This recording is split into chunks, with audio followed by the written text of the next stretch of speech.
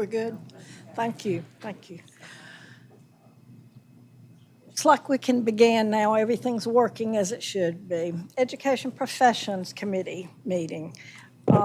Remember to speak into the microphones if you can, so that they can pick up what we're saying during this time. Are there any media personnel here? No one. We do have some visitors with us today. Elizabeth Brown is an intern with the State Department right now. Lisa Stockdale and Wendy Folsom, glad to have you with us today. They're from Coker College. Ken Richardson, he's a new person at the state. Oh, that's you. New person with us that's observing today. Glad to have you all with us today. The first thing on the agenda is the approval of the committee meeting minutes from March 12th. Is there any objection to approving the minutes that were presented? No objection. Therefore, hearing none, they will be approved by unanimous consent. Now, if you'll look at the agenda, is there any objection to approve the agenda as presented? Hearing none, the agenda is approved. We have no one signed up for public comment today. So we have a couple of items, new items that we are going to hear about for approval today. Jacqueline Walsh is going to do that. The first one is new educator preparation program approval. This is an alternative pathway for education certification at Coker College. Jacqueline. Thank you so much. All right. Coker University, an eligible South Carolina educator preparation provider, has submitted a proposal to establish an alternative route program for the preparation and certification of teachers. This program is modeled after the Alternative Pathways for Educator Certification, or APEC, at Columbia College. This was approved by the State Board on March 10th in 2022. The Coker proposal is for a distinct program, and it has no affiliation with the APEC at Columbia College as a provider itself. The provider will partner with Chesterfield County, Darlington County, Georgetown County, Florence School District 2, and Marion County School Districts to offer the alternative certification program for teachers in the district schools using the appropriate grade spans in the certification fields listed on the documents. After the SCDE conducted a detailed review of the proposal was disseminated to an external peer review team of subject matter experts. These experts evaluated the rigor and the content of the program to prepare teachers in these specific certification fields, and to ensure that all requirements established in the South Carolina statute, regulation, and guidelines are sufficiently met. After feedback was shared and revisions were made, the proposal was sent to the Professional Review Committee, or the PRC, for final review. The PRC voted to recommend approval of the program for the SBE. For admission to the Coker APEC program in all fields, including early childhood and early elementary education, an eligible candidate must have earned a bachelor's degree from a regionally accredited college or university and have a cumulative grade point average of at least 2.75. Additionally, based on the recent adoption of Senate 418, now referred to as Act 114 of the 2023-24 legislative session, that includes amendments to the Read Succeed Act, which will require, of course, the assessment and the teaching of reading for candidates applying for certification in early childhood, elementary, and special education fields beginning in September 1st, 2026. All education preparation providers, traditional and alternative route, that prepare candidates in any of these fields will be required to provide evidence of alignment with those revised PK5 South Carolina literacy competencies once they're published. The SCDE recommends that the State Board approve the Coker APEC Alternative Educator Preparation Program. Thank you. Are there any questions? Did I hear you say that the minimum standard was 2.75 for the grade point average? That seems kind of low to me. Is that standard? So actually, admission for candidates into an alternative certification program were put forth in our March 2019 guidelines that were approved by the board. And the major equivalence, the actual requirement is that candidates must have earned a major in the certification in the subject area or major equivalence with a subject area, and that the candidate must have earned a GPA of 2.5 on a 4.0 scale. So the GPA in the content area major or the GPA in the last 60 hours of coursework may be used to meet that requirement. Coker APEC are actually kind of bumping up that requirement to 2.75. And the reason for this is because these are candidates usually that are career changers or something to that effect. So this is based on potentially, programs that happened maybe a long time ago or maybe recently, but those are what you're using for admission to the program. So they would still have to complete the full alternative preparation program in order to receive certification.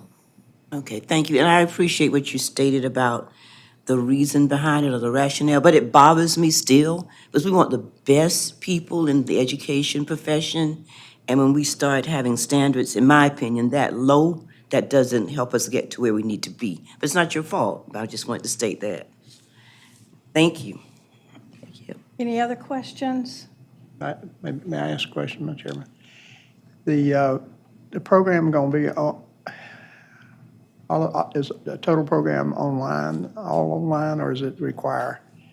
I believe they're doing a hybrid option, so it will be a little bit of both. And it The modules, many modules are online. It does include some classroom time, I believe so, yes, sir. not just for them, but I mean, before they get the certification, will they actually be required to work in a classroom setting for a while? So for alternative certification programs, it's kind of on the job embedded training. So they will have to do kind of a beginner module training sessions and complete so many things before they're admitted to that. They will also have to be hired by the district. And once they're in the classroom, they will complete their alternative certification program throughout those 3 years before they're eligible to move to a professional certification. I know there's a need for teachers, but are there that many people who want to go into teaching to take advantage of that as an alternative route? Well, one of the big selling points, I think, for that is that, you need that bachelor's degree from the regionally accredited program, but you don't have to take time off from your current position maybe in the classroom or maybe elsewhere in order to take time away from a job. You can kind of do that job embedded as you move forward. So there's no really lapse in that kind of piece. But they are well supported throughout the district. That's part of they're required to submit MOUs to us to say how they're going to support the candidates. Coker as well has let us know exactly how they're going to support the candidates throughout that program to make sure that they're really prepared to be there and effective teachers. And one other question. You mentioned that you're going to have early childhood as one of the alternatives and then elementary education. Is a letters training going to be a requirement for them during this period? So we will follow all of the new legislation moving forward with that. We're working on the implementation of how that will work, but yes, so moving forward, that I think it was in September 2026, that will be required to be implemented and be a part of those, how we've put the competencies together. But yes, that includes a lot of the science of reading, of course. Well, Yes, I ma'am. think, Implemented by districts, so Yes. it's very possible in the district. I didn't hear. Yeah, that's true. The districts are implementing that currently, so very possible that they're doing that already. That's true. Thank you, Mary. Just one point of clarification. I think to Ms. Frierson's point, once you're accepted to the program, like most grad programs, 'cause I got an alternate route cert, once you're accepted, the modules that they're in, the 1 to that coursework, they're requiring them to have a 3.0, and there's some form of academic probation that comes into play if they're falling behind that threshold. Thank you. Thank you, Board Members Later. We appreciate that, clarifying that for us. Any other questions? Is there a motion to approve? So moved. Who did that? Slaughter. Motion to approve has been made. Is there a second? So moved. Thank you, Mr. Harrington. All in favor signify by saying aye. Aye. Any opposed? The motion carries. Thank you. I think, Jacqueline, you're still on, right? Can't get rid of me. Now we're going to talk about another alternative route program, additional certification fields for South Carolina Charter School District. Sure, thank you. The South Carolina Public Charter School District's existing alternative certification program, which is called Charter Inspire, developed a proposal to add the certification fields of special education, multi-categorical, and Spanish. Since the field of special education, which requires a major would not require that major equivalence, you can't have that usually, it was included in the newly proposed fields. This proposal went through the process very similar to a new or modified program because of that. The SCDE conducted a detailed review of the proposal, and then the proposal was disseminated to the external review team of subject matter experts. The experts evaluated the rigor and content of the program, and feedback was shared, revisions were made, and the proposal was then sent to the Professional Review Committee, or the PRC, for final review. The PRC voted to recommend approval of the programs to the SBE. For admission to the Charter Inspire program in the field of special education specifically, an eligible candidate must have earned a bachelor's degree from a regionally accredited college or university with a cumulative grade point average of at least 2.75 or a minimum GPA of 2.5 and qualifying scores on the reading, writing, and mathematics subtext of the Practice Core Academic Skills for Educators exam, as we discussed before. That's the precedent that has been set so far. Again, the amendments to the Read to Succeed Act will require this special education certification program to provide evidence of alignment with the revised SC literacy competencies and the required exam. The SCDE recommends that the State Board approve the certification programs in the fields of Spanish, PK through grade 12, and special education multi-categorical, also PK through grade 12, for the Charter Inspire program. Are there any questions?